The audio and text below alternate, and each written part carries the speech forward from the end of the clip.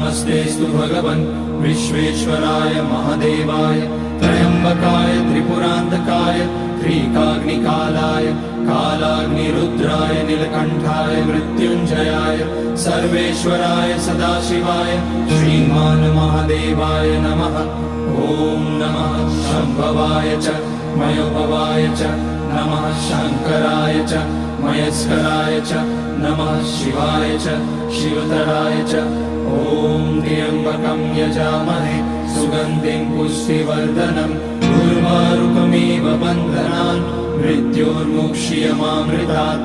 नागेन्द्रहाराय त्रिलोचनाय भस्माकराय महेश्वराय नित्याय शुद्धाय दिगम्बराय तस्मै नकाराय नमः शिवाय। मन्दाकिनी सलिलचन्दन चर्चिताय नन्दीश्वर प्रमथनाथ महेश्वराय